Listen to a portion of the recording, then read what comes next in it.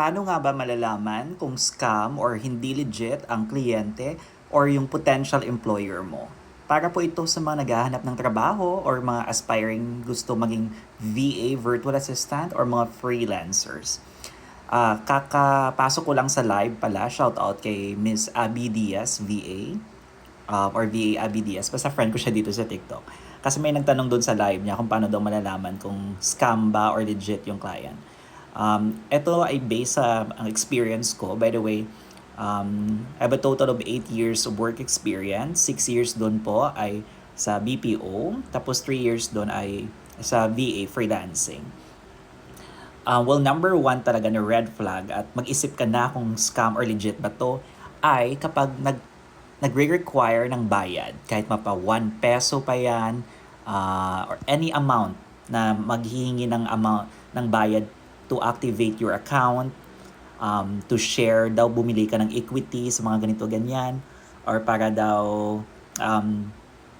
security chemidopletic, or yun nga, mag-activate ang account. So, any job offer na naghihingi ng bayad ay automatic for me, red flag na yan.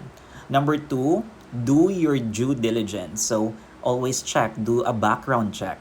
Kapag, for example, may isang recruiter or CEO, kunin nyo yung pangalan, nasa email naman usually yan, professional email nila, i-check nyo yung LinkedIn account. Meron akong video about sa LinkedIn sa mga hindi pa familiar dyan, lalo na sa mga estudyante pa.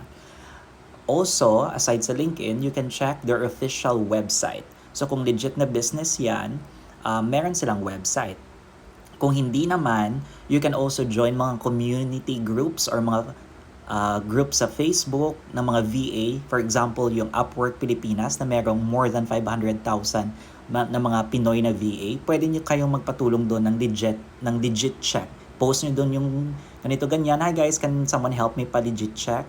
Also, sa mga nakahanap ng client sa Upwork, pwede nyo din makita. Again, I have created a video about Upwork. Isa po itong platform para sa mga naghahanap ng direct client. Meron din naman mga paiba-iba na VA agency. But anyways, my point sa Upwork is, i-check nyo kung verified na yung payment method. That's number 1. Number 2 naman, check nyo din yung, again, yung website ni client. Kunin nyo yung pangalan ng client. I-check nyo doon sa LinkedIn account niya. At the same time, yung next ko naman na advice is, sa may mga niche, for example, sa mga, yung client na may papagawa sa'yo na task, i-check nyo naman kung, for example, need yung mag-edit ng ilang document, ng ilang video, at